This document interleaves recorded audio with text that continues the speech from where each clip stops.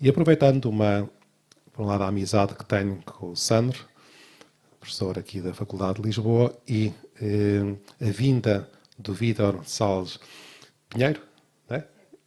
E do Brasil, por outros motivos, veio a Portugal. Dissemos, vamos aproveitar a presença aqui em Portugal, assim em poucos dias montar mais uma conferência para falar do seu livro, do último livro que publicou. Eu não conhecia o Vítor, peço desculpa, mas eu não conhecia o Vítor até a semana passada, mas depois fui ver à internet e realmente tem dezenas de milhares de seguidores. E depois algumas pessoas me disseram, ei, vem cá o Vítor a Portugal, eu quero ir, posso ir? Pode, pode. E é grátis? É. Quer dizer, não quer dizer que não possam ajudar, mas é por enquanto. E tem livros para vender? Tem alguns, poucos ainda, não é?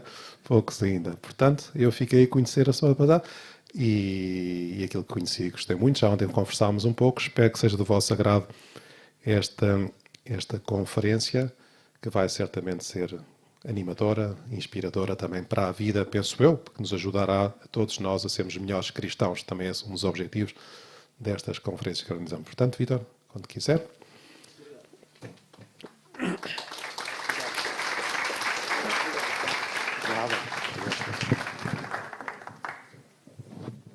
Muito boa noite. É uma honra, uma alegria estar aqui no Oratório São José Maria Escrivá de Lisboa.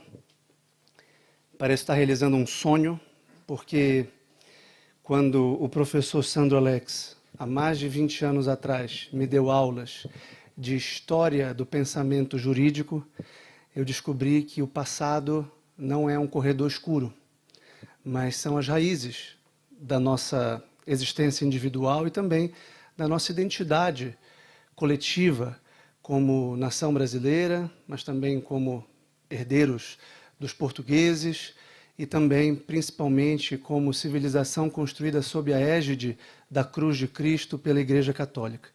Então, o professor Sandro é a causa próxima e remota de eu estar aqui. Próxima porque, de fato, somos amigos e compadres, ele é padrinho da minha segunda filha, Isabel. Foi ele quem franqueou essa oportunidade que eu agradeci, claro, com muito gosto e com um senso de dever. Mas também a causa remota, porque se não tivesse despertado o meu amor à sabedoria no curso de Direito, eu não teria levado a sério a minha vocação intelectual, eu nem sequer a teria descoberto. Eu não teria tomado gosto pela leitura, o desejo de conhecer cada vez mais e também de compartilhar o que aprendia ao longo desse percurso. Então, eu tenho 3 mestres. Depois que descobri um grande autor, que é um dos maiores autores do amor à sabedoria e da busca pela sabedoria, que é Santo Agostinho de Hipona, eu aprendi a reconstituir a minha própria biografia intelectual e aproveito para exortar que vocês façam isso. Se perguntar de onde vieram, para onde vão, quem foram os personagens que marcaram vocês. No caso dele, por exemplo, Ambrósio de Milão, ou a sua mãe, Santa Mônica, com quem ele conviveu.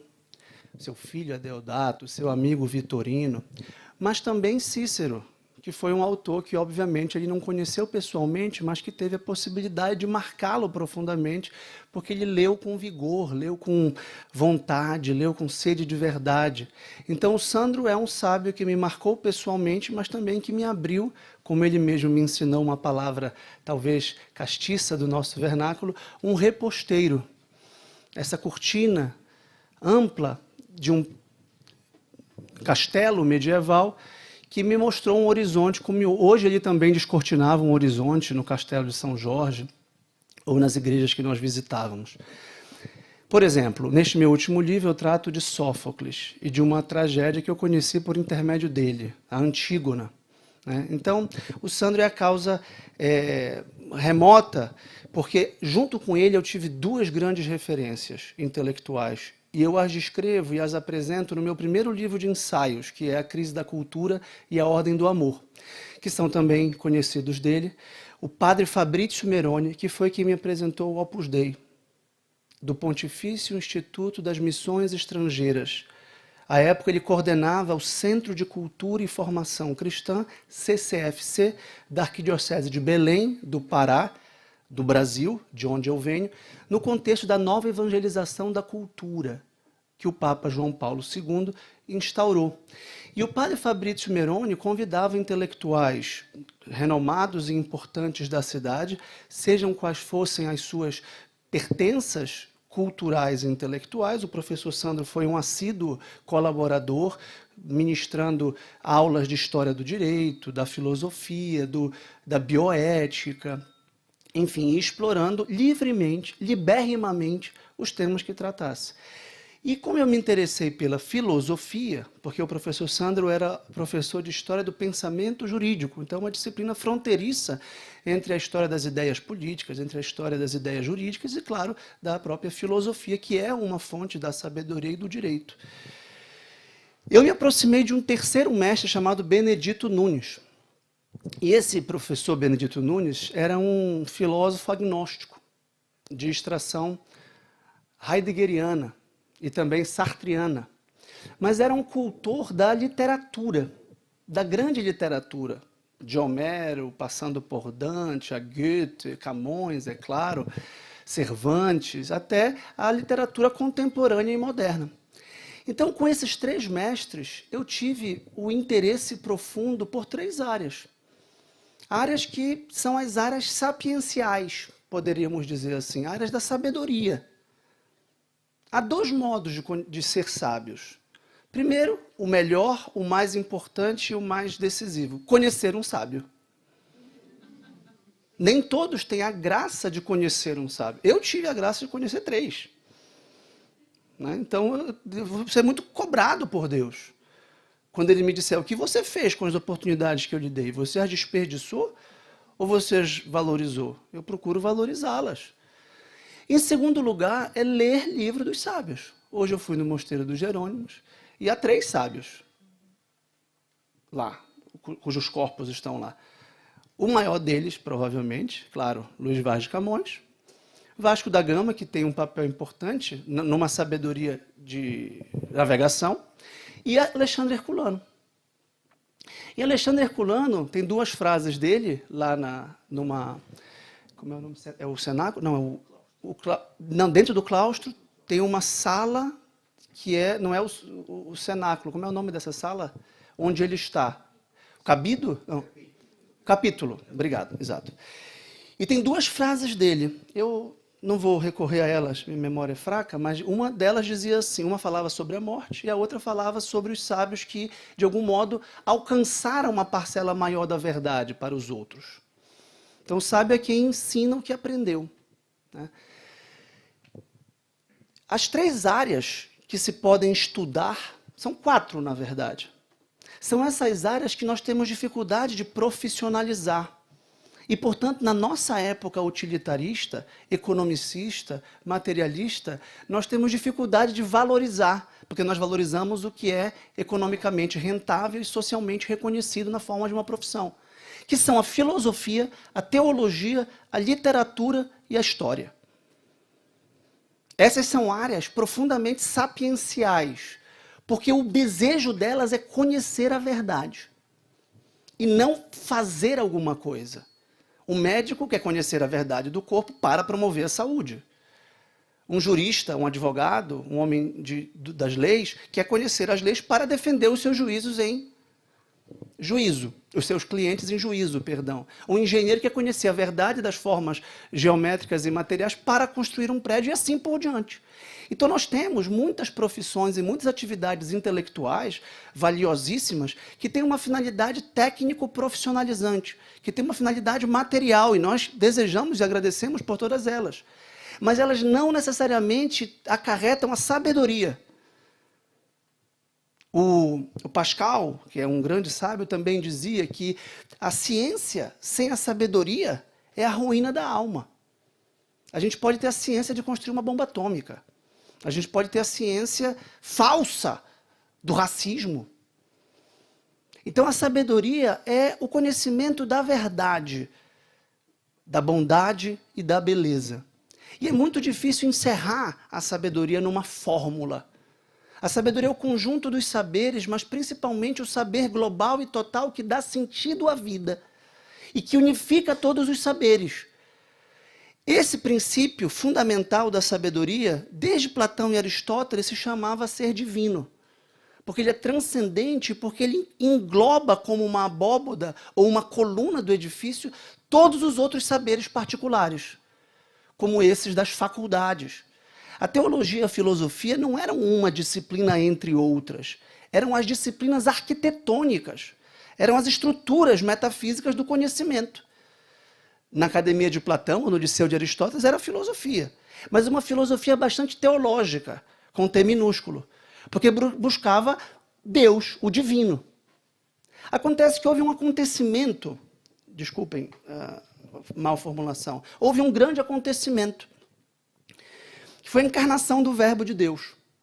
E aquele logos, aquele princípio divino que os filósofos procuravam, que dava sentido a tudo e que estruturava a linguagem, o pensamento, as formas, a matemática, a geometria, a música, o drama humano, se fez carne e habitou entre nós e falou: eu sou a verdade, o caminho e a vida. E essa reivindicação não é a reivindicação de um sábio. Porque Cristo não é um sábio. E não diz ser um sábio. Embora alguns possam considerá-lo até hoje um sábio. Não, o sábio é Buda, é Confúcio, é Sócrates, eles são sábios. O Sandro é um sábio. Cristo não é sábio, Cristo é a sabedoria. É o Logos. É o caminho, a verdade e a vida. E, de fato, essa sabedoria é inalcançável pela razão filosófica e pela razão científica. Então, ele abre um flanco fundamental de sabedoria e de investigação da sabedoria, de cultivo da sabedoria, que é a fé, cuja dimensão racional é a teologia.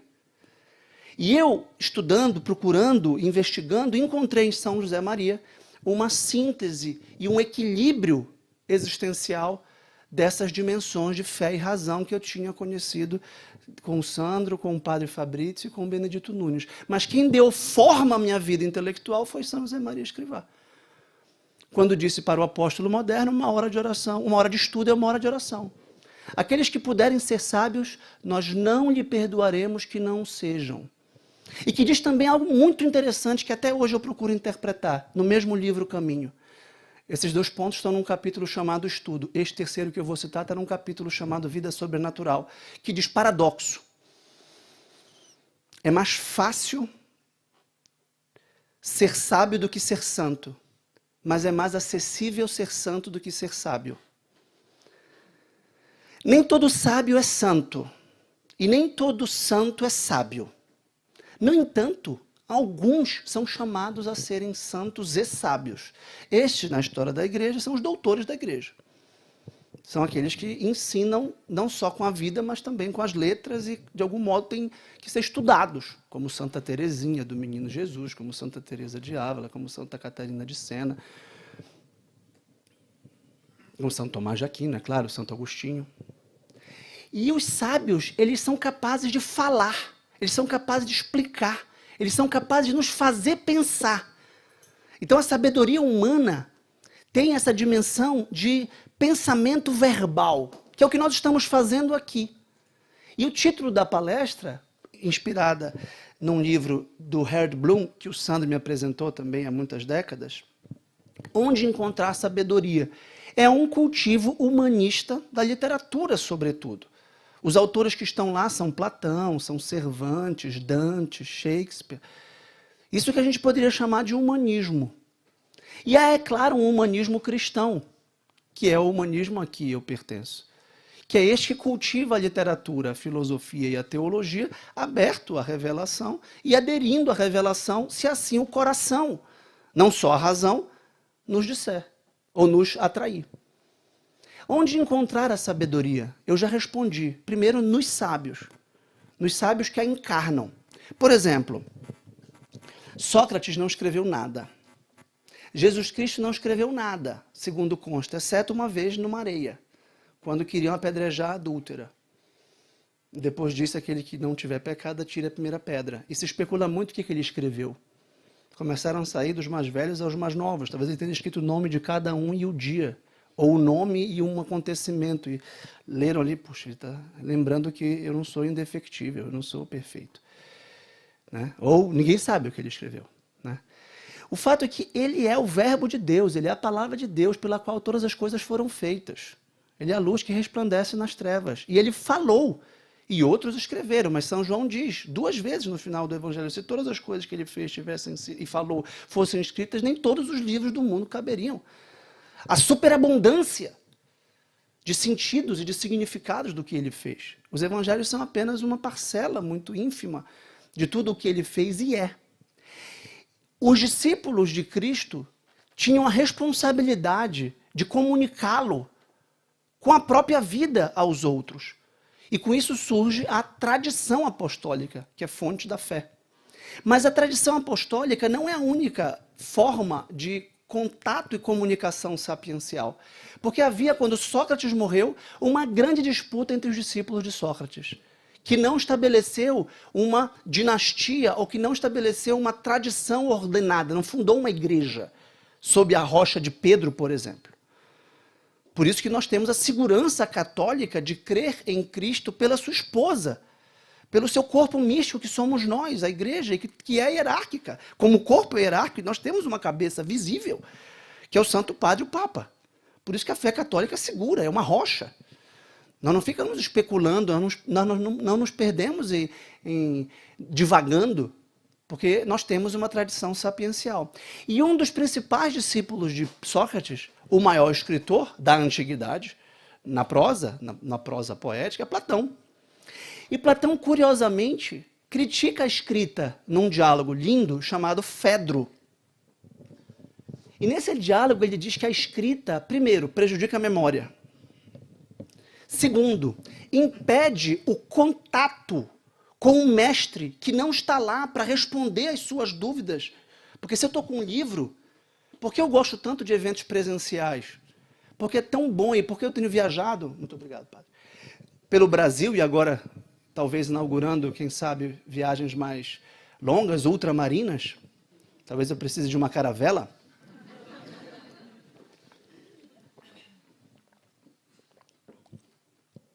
Sandro pode ser o meu timoneiro. Eu ia falar do Gobernetes, que era o governante, era o líder, era o marinheiro do navio na Grécia. Porque presencialmente a gente pode olhar nos olhos e transmitir alguma coisa de indizível.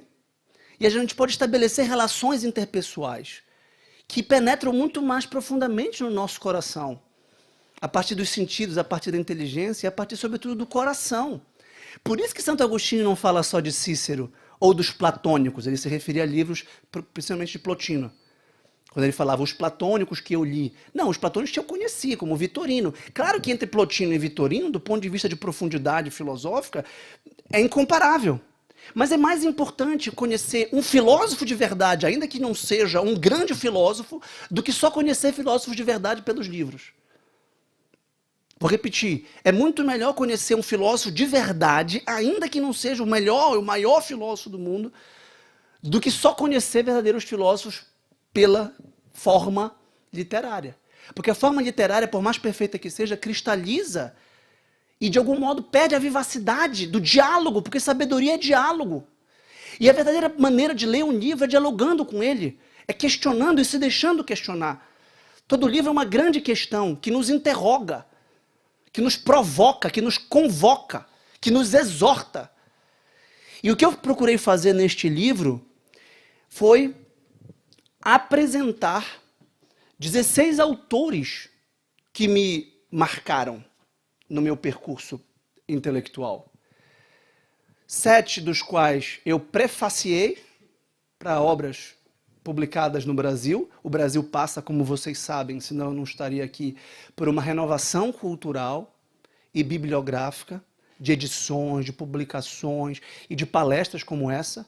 Eu fico feliz e lisonjeado de ter um público tão numeroso aqui em Lisboa e tenho, graças ao bom Deus, em todas as cidades em que eu tenho ido, no Brasil, algumas vezes até mais, porque o Brasil, como vocês sabem, é multitudinário.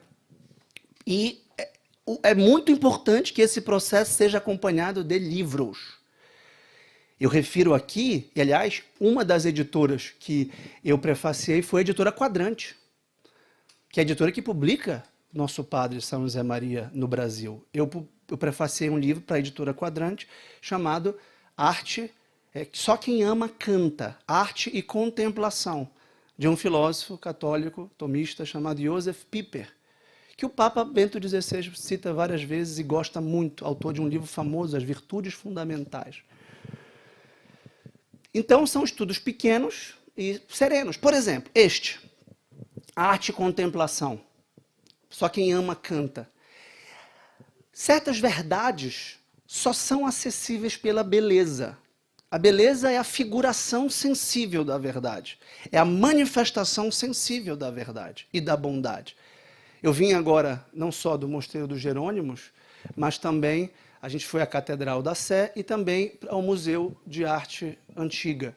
Quanta verdade naquelas formas estéticas. Quanta verdade no gótico, no barroco. Quanta verdade naquelas esculturas. Quanto a igreja investiu na representação estética do Evangelho, dos santos, da história dos santos. Por que isso? Porque não dá só para contar ou ler o Evangelho, ou orar, falar. É preciso, de algum modo, ver e é preciso também escutar. Porque os órgãos, porque a beleza é um veículo fundamental da verdade. E certas coisas só se revelam na epifania da beleza. Mas não basta ter a beleza. É preciso ter a atitude subjetiva da contemplação. Eu, de propósito, estou nessa viagem, ainda que com um certo dinamismo, lento. Porque eu não vou captar metade do que Lisboa tem a me dizer, amanhã eu vou a Fátima, depois em Alcobaça, a cidade tem a me dizer. E a atitude subjetiva que permite a epifania objetiva da beleza é a contemplação. O sábio é contemplativo. É diferente de a gente pegar uma fórmula matemática e dizer quanto é 27 dividido por 3? É igual a 9. Pronto, está resolvido, não precisa mais pensar nisso. Que horas começa? 7h30. Que horas acaba? 8h30. Está ótimo. Isso é uma informação objetiva que exige não a sabedoria, mas a inteligência. Que é o que a inteligência artificial faz muito bem. O que ela nunca vai fazer é contemplar. O que ela nunca vai fazer é processar no coração o que ela aprende. Porque ela não tem coração. Simples. Ela nunca vai se emocionar. Você pode perguntar para ela o que é emoção. E você pode perguntar para o dicionário o que é emoção. É diferente de se emocionar. Você pode perguntar o que é a transubstanciação, que é a mudança da substância com a permanência da aparência. É diferente de experimentá-la e contemplá-la numa adoração eucarística. Então, a contemplação é o estado de abertura da alma, que exige algo que nós não temos mais: o silêncio, a introspecção, a interioridade, que eu descobri ser irmã ou vizinha da oração e do estágio de oração. Por que a gente chama? Porque o nosso padre, São José Maria, falava de sermos ativos no meio do mundo, mas também sermos contemplativos no meio do mundo. Porque ele nos pedia e nos exortava a relacionar Marta e Maria de Betânia numa vida que fosse ordenada num plano de vida, reservando um tempo para contemplação. A vida contemplativa tem 2 sentidos. Isso foi fundamental no meu percurso. Isso tem em todos os meus livros. A vida contemplativa, em primeiro lugar, era o que Aristóteles chamava de vida teorética. A vida da visão, a vida do teatro, a vida da teoria. A teoria tem a palavra Deus, é ver a Deus. Theohoran. Ver o divino, mas não ver o divino no templo, porque isso também se fazia nos rituais de iniciação mistagógica, por exemplo, órfico, pitagórico, a que Platão participava. Eles iam para uma caverna e lá havia uma epifania de um Deus.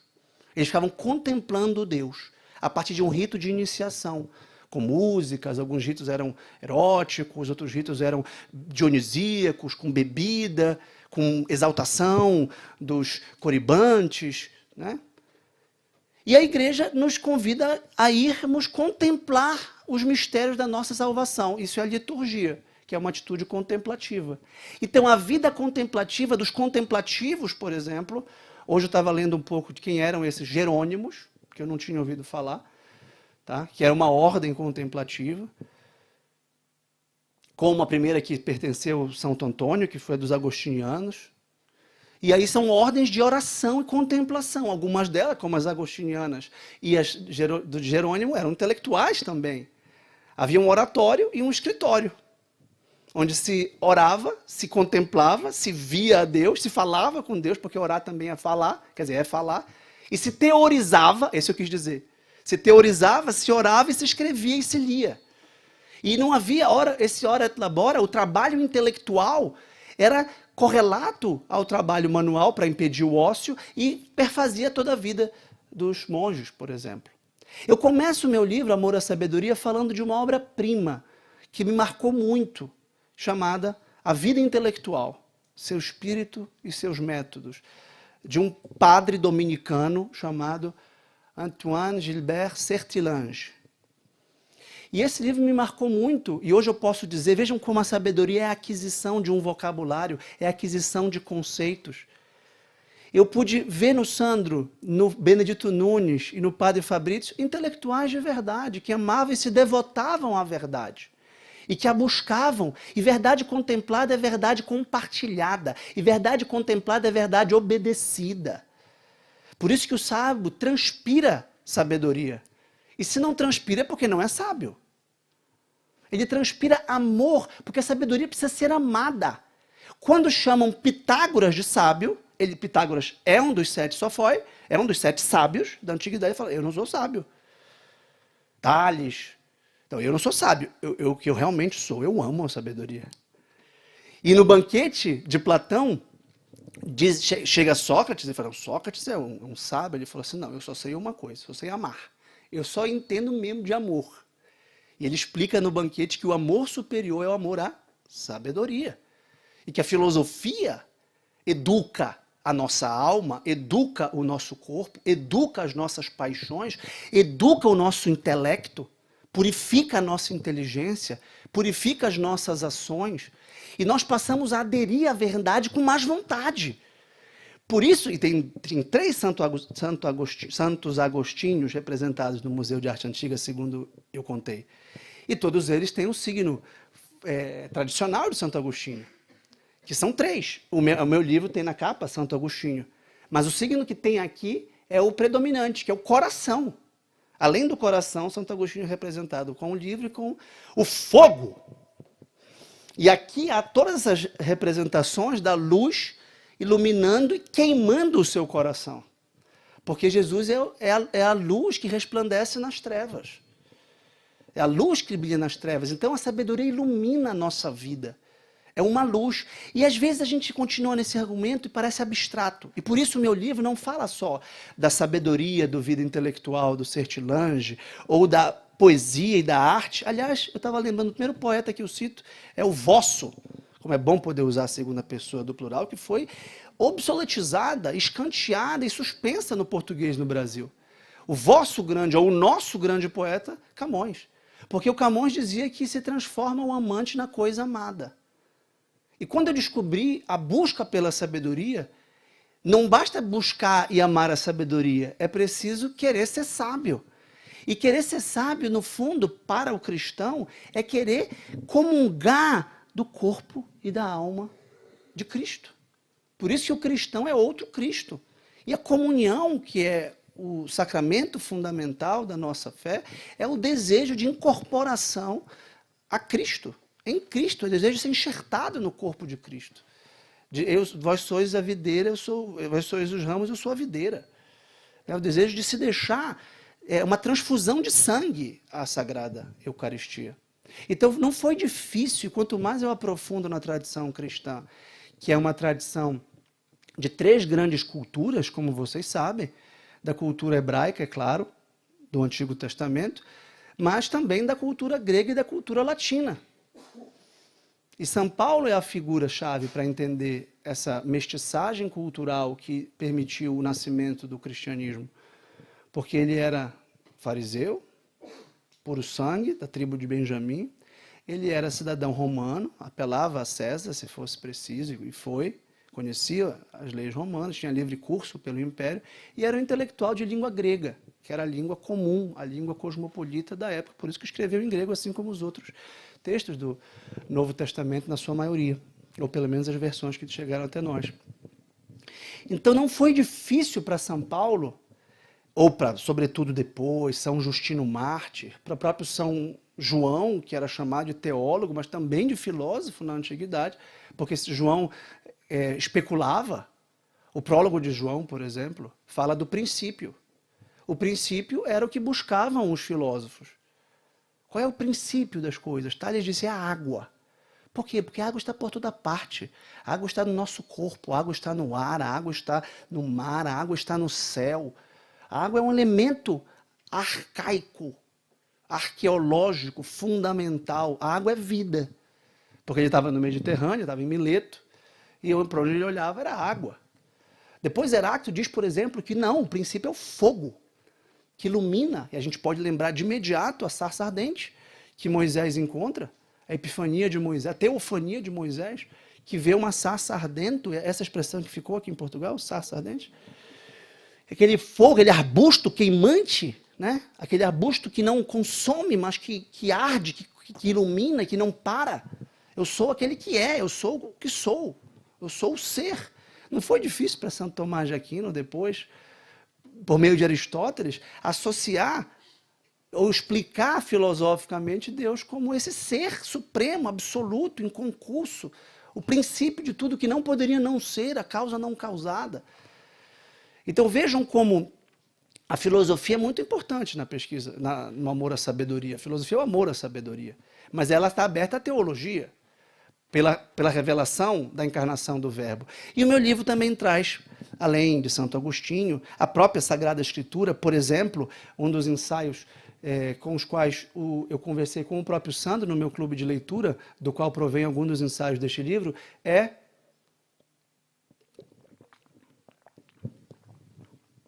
Três Filosofias de Vida, do Peter Kreeft. O Peter Kreeft diz, se ele perguntasse o que é a vida, e você tivesse que responder com uma palavra, isso é muito difícil, né? Mas ele diz, há três palavras-chave, há três palavras fundamentais. Ou a vida é vaidade, ou a vida é sofrimento, ou a vida é amor. E todas as filosofias do mundo, todas as filosofias jamais concebidas, cabem nessas três categorias. E essas três filosofias nós poderíamos explorar, não sei, Schopenhauer, Sartre, né, Santo Agostinho. A gente poderia, claro, trazer vários, Heidegger, poderia, à vontade. Né? Umas vão caber mais de um lado, outras de outro, mas ele fala, essas três filosofias estão no Antigo Testamento. O livro do Eclesiastes, em 3 livros sapienciais. Portanto, o meu livro começa com uma longa epígrafe do livro, escrito em grego, por volta de Alexandria, se não tivesse sido em Alexandria, que é o livro da sabedoria, que é um dos livros sapienciais, que são 7 livros sapienciais da Escritura. O mais conhecido é o livro dos Salmos. Mas nós temos também o Jó, o Eclesiastes, o Eclesiástico, o Cântico dos Cânticos e os Provérbios de Salomão. Além do livro da sabedoria. E ele pega o livro do Eclesiastes, que fala vaidade das vaidades, tudo é vaidade. E especula como o nosso mundo questiona o sentido da vida e esvaziou o sentido da vida, tornando tudo vaidade. Tudo substituível, tudo descartável, tudo consumível, tudo intercambiável, tudo desmanchável. Divórcio, tudo é comprável, corpo, as pessoas, os produtos. A gente vive num mundo nihilista pelo consumismo, porque o consumismo é a obsoletização programada das coisas, até das pessoas. Nós projetamos as relações de consumo para as pessoas. Todas as pessoas são vistas como produtores e consumidores. Por isso que a amizade é um bem tão escasso no nosso tempo.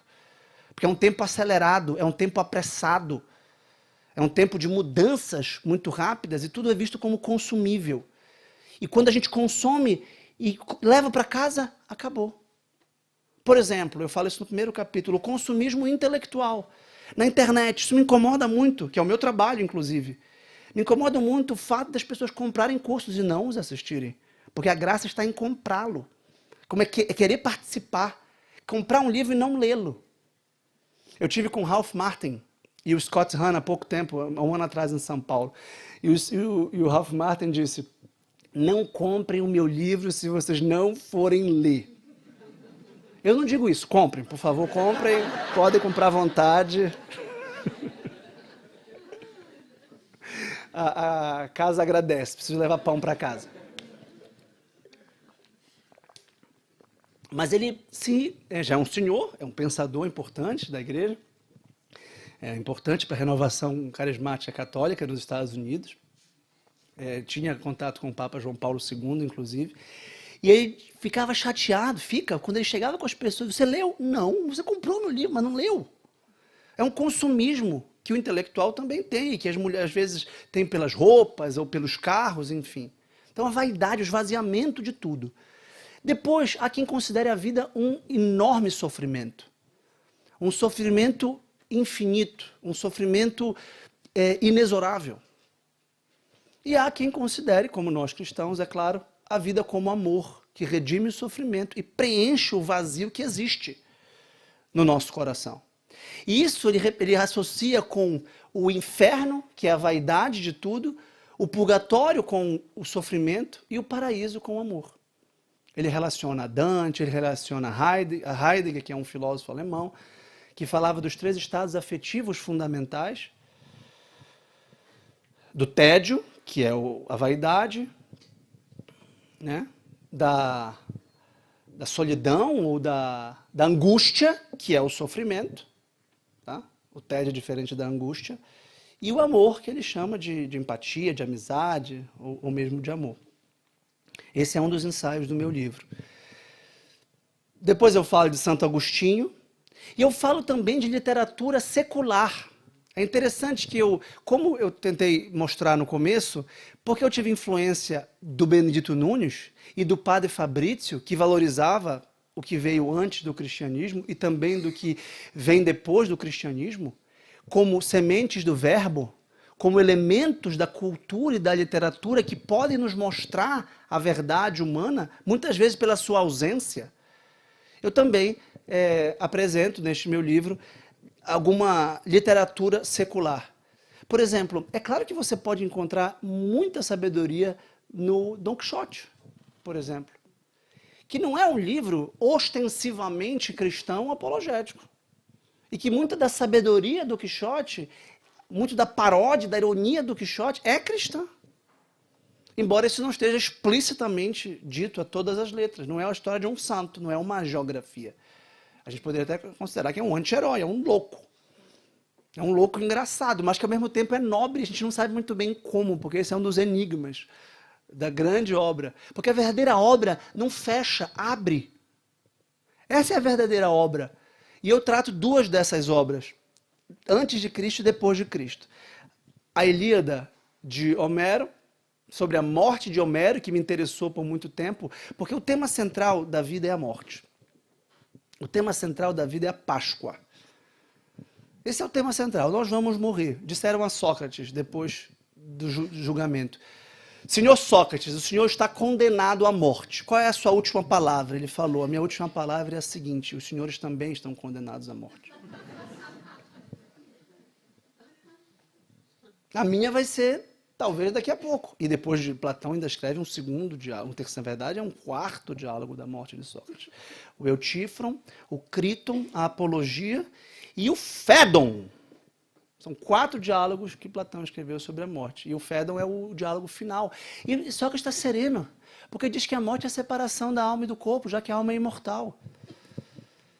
E filosofar é aprender a morrer. Depois o Michel de Montaigne repete isso. E os cristãos falam do memento mori, e da agora e na hora da nossa morte. Nós nos lembramos da morte não de forma mórbida. A A gente passou por uma loja underground hoje, ali no centro de Lisboa, com umas caveiras, com certa morbidez que a gente vê na cultura pop, nesses shows de cantoras inomináveis, que são cadavéricas, que são noturnas, que são obscuras. Toda a estética, andam por aqui também, eu imagino. Então, e só para concluir o panorama do meu livro que eu quis apresentar para vocês, a Ilíada, que fala da morte de Sócrates, e o conceito de tragédia, ou seja, vida como sofrimento e vida como vazio, e sofrimento vazio, né? Uma tragédia maravilhosa chamada Antígona, que trata de uma heroína, de uma mártir proto-cristã, uma figura crística, como foi considerada na antiguidade, uma semente do verbo antes da encarnação, como se dizia desde São Justino, mártir, que também era filósofo, convertido. Só um detalhe sobre São Justino para concluir. São Justino buscava verdadeiramente a sabedoria, era um filósofo. Apologeta, pertence à tradição dos padres apologistas, e ele primeiro encontrou os epicureus, para quem a sabedoria era o prazer. E eles eram sábios e profundos e inteligentes, não o epicurismo grosseiro do prazer só carnal, o prazer intelectual, o prazer da amizade, o jardim das delícias. A gente pensa que o jardim das delícias era esse jardim que nós temos hoje em dia, o Caribe, ou o shopping center. Não, as delícias eram delícias refinadas, era música, poesia, a amizade, sobretudo. Epicuro colocava no topo dos prazeres, porque a amizade é uma expansão da alma, é uma comunhão de almas. Depois ele foi aos estoicos, que ele considerava ainda mais sábios. Depois ele foi para os peripatéticos, até que ele chegou nos platônicos.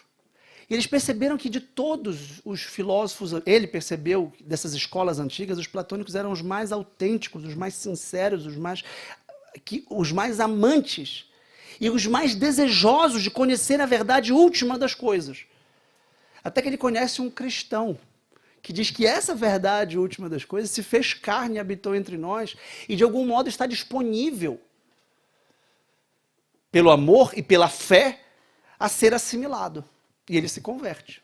Ele também tem um diálogo com um judeu, muito interessante. Então, São Justino é uma figura importante. E eu tenho, por fim, eu tenho um longo ensaio sobre a Divina Comédia, que é uma poesia escatológica extraordinária, difícil para o nosso linguajar, talvez, que é os últimos Dostoiévski e Manzoni. E esses são autores que eu coloquei na última parte do livro de um mundo desencantado. Do nosso mundo, embora esteja no século XIX, um mundo que já não tem a fé como dado evidente, mas que questiona a fé a partir da dor, a partir da morte, a partir das guerras, a partir das contradições. E há personagens crísticos neste livro. Há santos nestes livros.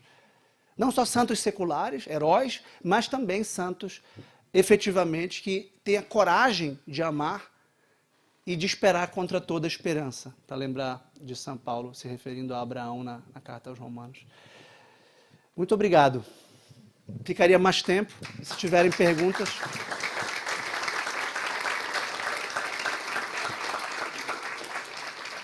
Se tiverem perguntas e tivermos tempo, eu teria o gosto de respondê-las. Eu tenho alguns livros aqui, algumas pessoas já compraram diretamente comigo, com a minha esposa. Inclusive, eu trouxe o livro da minha esposa, que está sendo lançado agora, chama Vocação e Virtudes da Mulher. É parecido com os meus livros anteriores, Virtudes no Cotidiano e No Caminho das Virtudes. São muito inspirados na sabedoria de São José Maria Escrivá, de tratar de virtudes que são examinadas na consciência, que são conquistadas pela luta ascética. Então, quem tiver costume de ler a Diel, né? Diel, ou mesmo a Quadrante, enfim, esses livros todos, ou Éfeso, tem a coleção Éfeso. Não existe mais. Tá. Aqui no oratório temos muita coisa. Enfim. Há tempo para perguntas? Umas breves, poucas breves perguntas. Só 10. Alguém quer fazer alguma pergunta?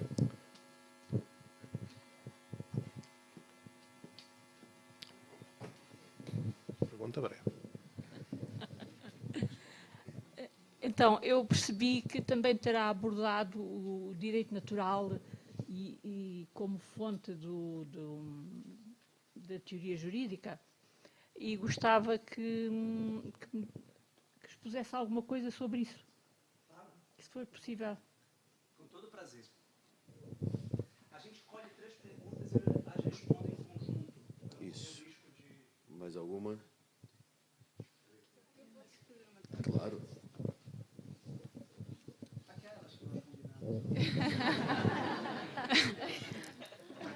Já que vamos para o lado do direito, obrigada, também sou jurista, portanto, assim, colegas.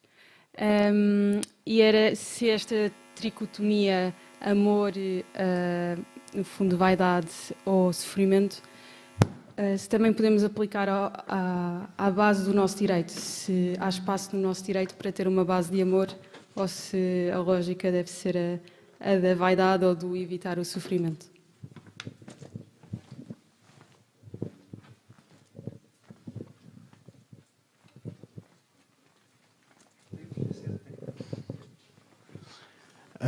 Basicamente, eu gostaria de entender melhor como é que devemos fazer a contemplação no nosso dia a dia.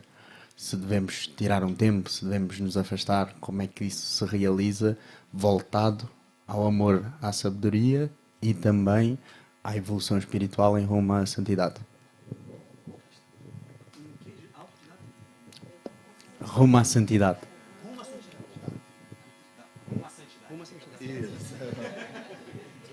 Ah, você é um brasileiro que fala português lusitano. Eu gosto de línguas estrangeiras, mas eu nunca cheguei nesse nível.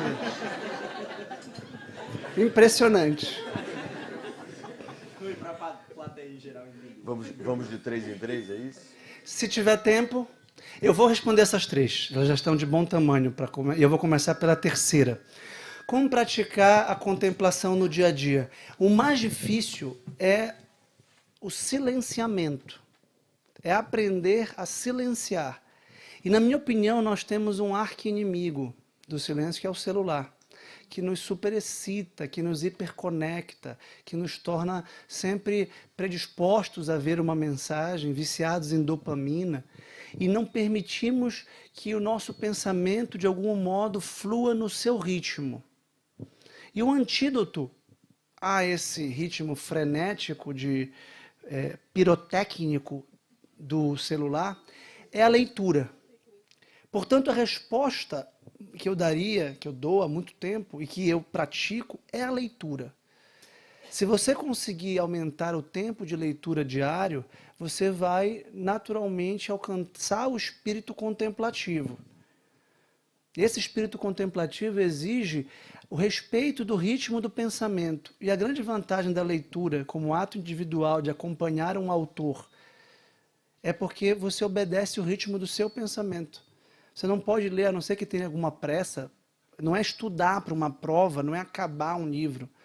Tem livros que você nunca acaba. O Quixote é um deles. A Divina Comédia é um deles. Os clássicos são assim.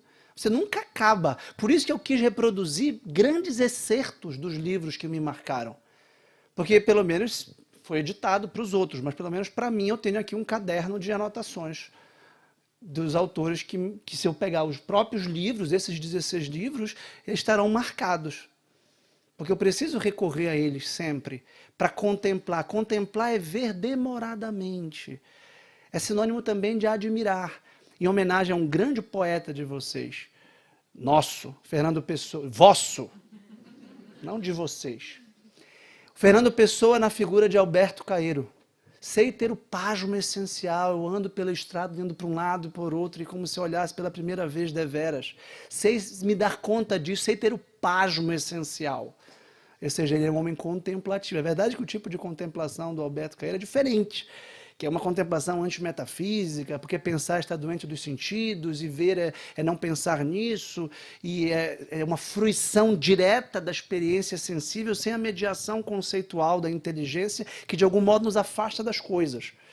Porque ele vivia um drama de um intelectual sapientíssimo, por um lado, mas também que na figura, ou no heterônimo de Alberto Caeiro, via o pensamento como um inimigo da sabedoria, paradoxalmente. Então é um filósofo antifilosófico, o Alberto Caeiro. Diferente do Ricardo Reis, do Fernando Pessoa, ele mesmo, enfim.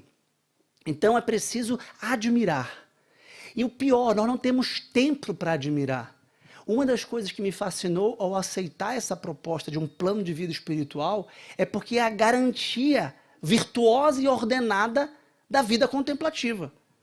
Porque se você para fazer um tempo de oração de manhã por 30 minutos, olha, não adianta correr, 30 minutos é 30 minutos. Não adianta acelerar o cronômetro, peraí. Você vai para 30 minutos é terapêutico. Você vai falar com Deus, vai ouvir a Deus. E como o Carvajal, que é o Francisco Fernandes Carvajal, vocês devem tê-lo ditado aqui também, certamente, um sacerdote da obra na Espanha, diz, citando Santa Teresa, não é possível, ou não era para Santa Teresa possível fazer oração, a não ser depois da comunhão, sem um livro. Olha o que aparece aí. E este livro, Falar com Deus, é uma coleção de 7 volumes, pelo menos em português, que acompanha o ano litúrgico, aqui são 4. Eu li por 10 anos. Eu li por 10 e falei, não, acho que tá bom. Eu acho que eu vou passar para outro. Será que já chegou o tempo? Mas eu acho que eu vou passar 10 anos sem ler, depois eu vou revisitá-lo para fazer mais 10 anos. Porque isso nos dá a contemplação, claro, de Cristo, do Evangelho, dos acontecimentos fundamentais da nossa salvação, expostos no ano litúrgico, dos seus melhores amigos, dos santos, das festas marianas. E isso nos traz para a vida, porque nos apresenta as virtudes. Isso é contemplação, porque eu me ponho em perspectiva também. Faça um exame de consciência. Então esse tempo é valioso para burilar, para mastigar, para digerir a sabedoria. Então eu diria silêncio, leitura e ordem. Não dá para ser contemplativo lendo só uma vez por semana. Tem que ser, é uma virtude, a sabedoria é uma virtude, é uma prática, é um hábito. É uma ação reiterada e incorporada ao nosso caráter. É uma virtude. Portanto, pressupõe a virtude da ordem. Eu vou de trás para frente. A segunda pergunta sobre o direito e o amor. Olha, o direito realiza a justiça. E a justiça é uma forma de amor. Existe o amor cívico, segundo Aristóteles. Existe uma amizade cívica. Existe um desejo de união com a polis, com a sociedade, que não vai se dar de modo pessoal e intersubjetivo, mas de modo legal. De modo, quando a gente tem uma sociedade justa, que promove o bem comum, a gente tem a cidadania como uma amizade social, a gente tem a fraternidade, que aliás é um princípio jurídico. Pelo menos no direito moderno se fala de fraternidade. O direito moderno tem uma fraternidade muito frágil, porque reconhece a irmandade sem um pai comum. Por isso é uma fraternidade laica frágil. Frágil. E a gente tem, por outro lado, um movimento na modernidade de individualismo, que torna o direito muito menos um fator e um nexo de intercessão e comunhão, como deveria ser a justiça, com essa amizade cívica, e muito mais um fator de contra-agressão, de proteção e contra-agressão, em que os direitos são usados, segundo a Marianne Glendon, para uma guerra, tudo bem que é uma guerra civilizada, porque ninguém vai se matar, a não ser que se perca o direito, mas uma guerra de um contra o outro, como se fosse quase um Estado robesiano, de uma guerra de todos contra todos, mas uma guerra jurídica, em que o processa o outro. Um se volta contra o outro, pelo direito. Não pelo amor ao outro, ou pelo amor à polis, mas pelo amor a si. Contra o outro. Então a gente tem um individualismo jurídico que promove um egoísmo moral. E isso também está ligado ao relativismo moral. Porque o bem para mim é diferente do bem para você e eu interpreto o direito conforme a minha imagem e semelhança, você interpreta o direito conforme a sua imagem e semelhança, e os nossos advogados vão litigar. Isso gera o direito como um fator de guerra, de disputa, de rivalidade. E aí entra uma figura importante do direito, e com isso eu passo para a primeira pergunta, na verdade, porque eu vim na ordem retrospectiva, que é a retórica. A retórica não como comunicação da verdade, mas como manipulação da verdade. Que muitas vezes é assim que é visto o direito, o trabalho dos advogados ou o trabalho dos juristas. Não como a comunicação sincera da justiça, mas como a manipulação. E aí se nega a verdade objetiva e universal. E aqui que entra o direito natural. O direito natural é a ideia de que existem leis inscritas na nossa natureza humana, no nosso coração, que não foram promulgadas por Portugal, ou pelo Brasil, ou pela ONU, mas pelo Criador. Por isso são leis divinas. Então, existe um direito natural religioso ou teológico, e depois também houve o desenvolvimento de uma tradição da lei natural secular. Só que, tanto quanto a fraternidade laica é frágil, porque se eu dizer que eu sou seu irmão, fraternidade significa irmandade. Fratelli, em italiano até hoje, é irmãos. Se eu digo que você é meu irmão, é porque a gente tem um pai em comum. Óbvio. Ah, não, a gente não tem pai em comum, mas a gente é irmão. Como? Impossível, né? Por exemplo, a fraternidade cívica, patriótica, pressupunha que nós somos filhos da mesma pátria. Os estoicos falavam da cosmópolis, de uma polis cósmica, então nós somos todos pertencentes ao gênero humano, mas é frágil sem o pai.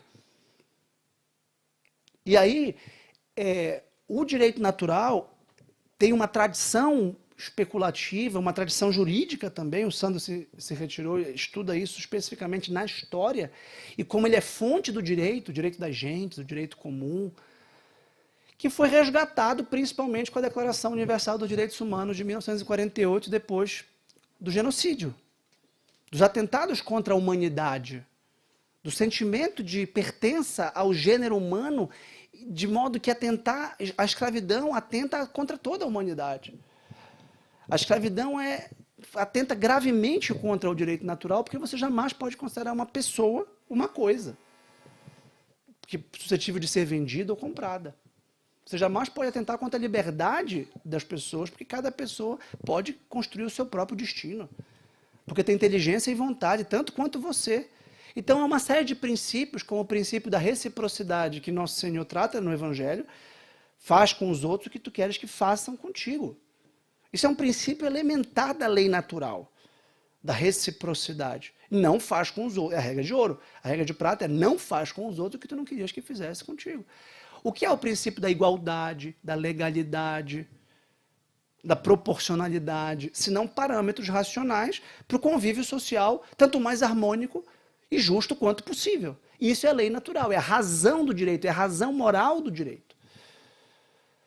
Eu estudo esse tema a partir de um filósofo contemporâneo chamado John Finnis, que resgatou essa tradição na academia secular anglo-saxônica, da qual nós, no Brasil, somos, de algum modo, colônia. E por isso, para trazer Tomás de Aquino, que é o maior filósofo da teoria da lei natural, para o debate contemporâneo no direito, eu precisei da intermediação deste filósofo católico, convertido, australiano radicado em Oxford, na Inglaterra, chamado John Finnis, que é um tomista.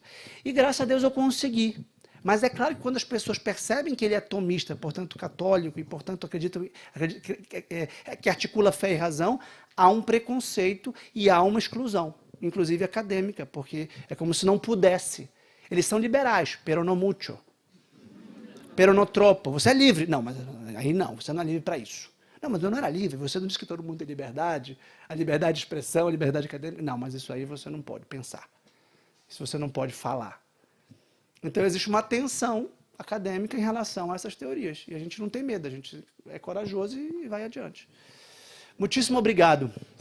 Eu vou...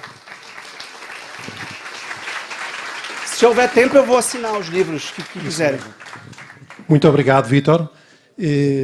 Temos poucos livros lá fora à venda, porque eu trouxe poucos. Vamos fazer uma coisa, eu lembrei-me. Eu queria dar um recado. O pai do Sandro vem de Belém para cá daqui a 2 semanas.